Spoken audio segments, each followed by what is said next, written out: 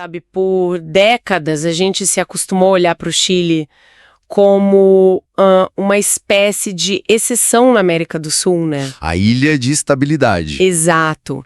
A economia que funcionava, quase uma Suíça latina.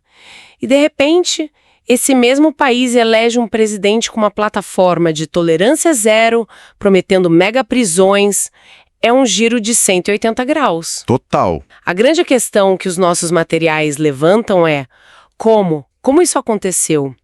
Nossa missão hoje é desvendar os fios que levaram à eleição de José Antônio Kast, sabe? Entender o que move essa mudança e o que ela sinaliza para a geopolítica da região. Exatamente. E o que fica muito claro, sabe, ao mergulhar nessa análise, é que essa história é menos sobre a figura do Kast em si. E mais sobre a sociedade que o elegeu. Ele é o sintoma, não a causa. O que a gente vê aqui é um retrato de uma população que chegou a um ponto de ruptura, onde o medo da violência e do caos se tornou tão grande que superou qualquer outra preocupação. Certo. Então vamos começar por aí, por essa ruptura. Porque essa imagem de estabilidade não era só propaganda, tinha uma base real. O que quebrou? Qual foi a primeira rachadura nesse espelho? Olha, o Marco Zero, e todos os analistas concordam nisso, foram os protestos de outubro de 2019. 2019, ok. O gatilho foi algo aparentemente pequeno, um aumento na tarifa do metrô. Mas aquilo foi só a faísca que incendiou um palheiro de frustrações acumuladas, sabe?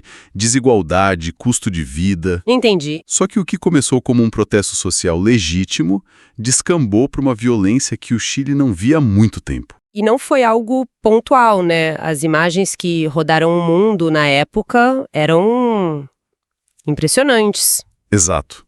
Não estamos falando de uma ou duas lojas saqueadas. A gente está falando de dezenas de estações de metrô incendiadas, completamente destruídas. Nossa. Supermercados inteiros saqueados e queimados. O prejuízo material foi estimado em mais de 3 bilhões de dólares. Mas o prejuízo principal foi na percepção de ordem, a sensação de que o Estado tinha perdido o controle das ruas. E essa sensação nunca mais foi embora. E é aí que a criminalidade comum, digamos, pega carona nessa onda de caos. É o passo seguinte. O foco do Estado estava todo em conter os protestos e a criminalidade organizada viu ali uma oportunidade de ouro. Os números são assustadores. Tipo? Há relatos de um aumento de 140% nos homicídios em certas áreas. O narcotráfico, que antes era um problema mais contido, começou a se tornar muito visível, com disputas territoriais em bairros de Santiago que antes eram considerados seguros. Aquele medo que era uma estatística virou real, né, para o dia a dia das pessoas. Virou real para a classe média, para o trabalhador comum. E qual foi a resposta da classe política tradicional a isso? Porque eu imagino que alguém tentou oferecer uma solução. E aí está o pulo do gato. A resposta da elite política, tanto do governo de centro-direita da época quanto da oposição de esquerda, foi o que se esperava deles. Criar comissões de diálogo, propor reformas estruturais. Aquele discurso mais acadêmico, de longo prazo. Perfeito. Um discurso muito racional. O problema é que, para a pessoa que tem medo de sair de casa à noite, que teve seu comércio saqueado, esse discurso soa como um ruído distante e inútil. Ela não quer um seminário sobre desigualdade, ela quer um policial na esquina dela. Agora. É a criação de um vácuo entre a demanda popular por ação imediata e a oferta política de soluções que demoram. Exatamente nesse vácuo que a figura do José Antônio Kast, que já existia na política, mas era um ator meio marginal, cresce de forma exponencial. Porque ele foi o único que olhou para esse medo e, em vez de analisar, ofereceu uma solução. Brutal talvez, mas uma solução. Ordem. Ação rápida. Faz todo sentido. E já que falamos tanto dele, vamos mergulhar no perfil desse homem. Quem é José Antônio Kast? Ele não surgiu do nada, como você disse. Não, de forma alguma. Ele vem de uma família com um histórico político e econômico muito forte no Chile. Nasceu em 66, caçula de 10 irmãos. O pai dele foi um imigrante alemão que chegou ao Chile após a guerra e fundou a Bavária, uma rede de restaurantes e uma empresa de alimentos que virou um império. Então ele já nasce num ambiente de poder, com uma visão de mundo bem definida. Exato, bem conservadora e católica. E a política já estava na família, né? O irmão dele, Miguel Casti, é uma figura muito conhecida no Chile, não é? Importantíssima. Miguel Casti foi um dos Chicago Boys, aquele grupo de economistas que implementou as reformas liberais durante o regime de Pinochet nos anos 80. Foi ministro, presidente do Banco Central. Entendi. Então, o sobrenome Casti já está associado a uma visão de direita, de livre mercado. Isso dá ao José Antônio uma base, uma herança, mas também uma sombra da qual ele precisou se diferenciar. E como ele fez isso? Pelo perfil dele, ele parece seguir a cartilha, advogado, casado, 9 filhos, um tradicionalista clássico. O que ele fez de diferente? A comunicação. Enquanto a direita tradicional chilena se tornou mais moderada depois da redemocratização, o Casti fez um movimento oposto. Ele abraçou o conservadorismo sem filtros. Sem pedir desculpas? Sem pedir desculpas. A defesa da família tradicional, o discurso patriótico, a crítica feroz ao que ele chama de ideologia de gênero. Ele fala de uma forma muito direta, que para os apoiadores soa como autenticidade. E para os críticos, como radicalismo. É a estratégia do falar o que as pessoas pensam, mas não tem coragem de dizer. Exatamente. E nesse cenário de crise de segurança, essa comunicação direta, sem rodeios, se torna extremamente poderosa. Ele não diz, precisamos reavaliar nossas políticas. Ele diz, vamos construir um muro e prender os bandidos.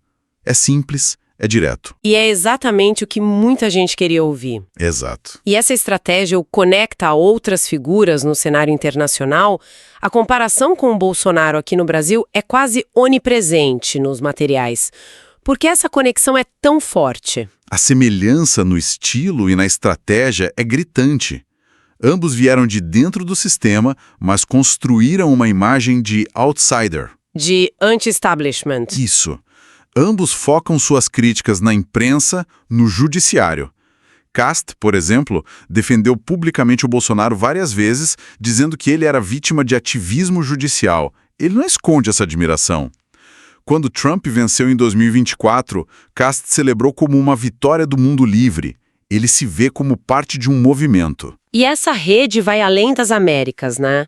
Ele parece ter construído uma espécie de internacional conservadora pessoal. Sim, ele é muito bem conectado. Tem relações próximas com o Javier Milei na Argentina, com o partido Vox na Espanha, com o Viktor Orbán na Hungria.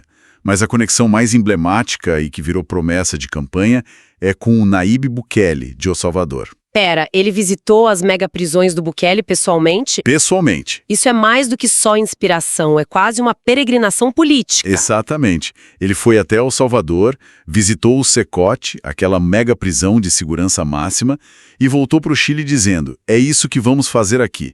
Ele transformou o modelo Bukele na peça central da sua plataforma de segurança. Nossa! Para quem acompanha a geopolítica da região, isso é um sinal muito claro da direção que ele pretende tomar. E isso se encaixa numa tendência maior no continente. A vitória dele não foi um raio em céu azul. De forma alguma. Acontece logo depois da eleição do Milei na Argentina, do Daniel Noboa no Equador, que também tem uma plataforma de segurança muito dura. Certo. E do Álvaro Delgado no Uruguai. Parece haver uma onda conservadora na América do Sul, onde eleitores, apavorados com o crime, estão optando por líderes que prometem ordem e pulso firme. Ok, então vamos entrar nas propostas concretas. O que exatamente estava nesse cardápio de lei e ordem que o Castes ofereceu ao eleitorado? Era um cardápio bem extenso e assim com pratos bem fortes. A promessa central era restaurar a ordem a qualquer custo. Certo. E isso se traduzia em pontos muito específicos. O primeiro, deportar cerca de 340 mil imigrantes em situação irregular que tivessem qualquer envolvimento com crimes. Nossa, uma promessa de execução complexíssima, mas de um apelo popular imenso, imagino. Exato. E depois, a construção de um muro na fronteira com a Bolívia. Algo que se discute há anos, mas ele transformou em promessa firme. Aham. A criação de uma força policial de elite, inspirada no ICE americano, com foco total em gangues e crime organizado transnacional. E a militarização? Isso é sempre um tema muito sensível na América Latina. Muito sensível, especialmente no Chile. Mas ele propôs sem rodeios a militarização de zonas de alta criminalidade, tanto no sul do país, onde há conflitos com comunidades mapuche, quanto nas periferias das grandes cidades. E, claro, a joia da coroa: as megaprisões. a construção de pelo menos 5 megaprisões nos moldes exatos das de El Salvador. É uma lista que não deixa dúvida da direção. E o que me parece crucial, e os materiais apontam isso, é o contraste com os adversários. Enquanto os outros debatiam nuances, E oferecia certezas. Os outros candidatos falavam em atacar as causas estruturais, investir em educação. Cast dizia: isso é importante, mas leva décadas. Agora, precisamos parar a sangria. Ele focou 100% na repressão, e funcionou. de uma forma avassaladora. Os números são a prova. Em 6 meses, ele saltou de 15% nas pesquisas para 58% dos votos. Ele não só consolidou a direita, mas avançou sobre o eleitorado de centro e até sobre eleitores de baixa renda, as maiores vítimas da violência. Tem uma pesquisa citada nos materiais que é muito reveladora sobre isso, né? Sim, é a chave para entender tudo. Uma pesquisa mostrou que para 63% dos chilenos, a principal preocupação, muito à frente da economia ou da saúde, era a delinquência e o narcotráfico. 63%. E Cássio foi o único candidato que construiu toda a sua campanha em torno dessa única e avassaladora preocupação. E essa certeza levou à vitória dele em 14 de dezembro de 2025. Uma vitória que os analistas descrevem não como uma simples troca de poder, mas como um recado do eleitorado. Um recado muito claro. O recado de que a paciência acabou. De que, para uma maioria, a prioridade absoluta é a segurança. E a frase que se repete na análise é que a população decidiu ter segurança, custe o que custar. Isso é forte. Implica uma disposição a aceitar medidas que, em outros tempos, seriam consideradas extremas. O que nos leva à perplexidade de muitos observadores. Como o mesmo país que elegeu o Gabriel Boric, um ex-líder estudantil de esquerda, 4 anos antes, Exato. com uma plataforma de maiores direitos sociais, faz um giro tão radical? A resposta parece não estar na ideologia, mas na realidade concreta. Uma coisa é discutir a expansão de direitos sociais num ambiente de ordem. Outra, completamente diferente, é quando as pessoas sentem que o Estado falhou na sua função mais básica: garantir a segurança. O medo se tornou uma força política mais poderosa. Muito mais poderosa que qualquer debate ideológico. A vitória de Boric representava uma esperança de futuro. A de Cast, uma necessidade de sobrevivência no presente. Com a posse marcada para março de 2026, o cenário que se desenha é de alta tensão. Quais são as expectativas e os alertas que os materiais levantam? A expectativa é de um governo que vai para o confronto direto, com a criminalidade e com a oposição. Podemos esperar um Estado muito mais presente nas ruas. Mas os alertas são igualmente fortes. Há uma preocupação grande com os riscos para as liberdades civis, para os direitos humanos. Claro. Como implementar uma política tão dura sem atropelar garantias individuais? Como isso vai afetar a já polarizada sociedade chilena? O país parece caminhar para uma fase de forte antagonismo. Entendi. No fim das contas, Cast é apresentado não como o arquiteto dessa nova era, mas como o produto inevitável da frustração e do medo. Uma frustração que não é exclusividade do Chile, mas que permeia grande parte da América Latina. Por isso, o mundo todo está de olho. O país, que já foi um laboratório para o neoliberalismo, agora pode se tornar um laboratório para essa nova direita de lei e ordem. Ok, então, resumindo nossa análise, o que as fontes nos mostram é que a ascensão do José Antônio Cast não é um acaso. É a consequência direta de uma tempestade perfeita.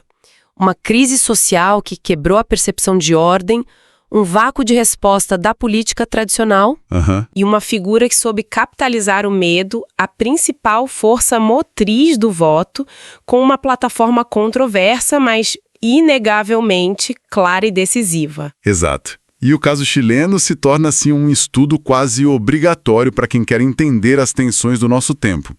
A tensão entre a demanda popular por segurança, que é legítima, e os potenciais riscos que as soluções de linha dura representam para as instituições democráticas. É um dilema que vai continuar a ecoar por toda a nossa região. Essa análise toda nos mostra como as prioridades de uma nação podem ser redefinidas de forma drástica e rápida quando uma ameaça se torna palpável no dia a dia. E isso nos deixa com uma questão para refletir, que vai além do Chile. Até que ponto uma sociedade está disposta a flexibilizar seus valores e suas liberdades em troca da promessa, e apenas da promessa, de voltar a se sentir segura?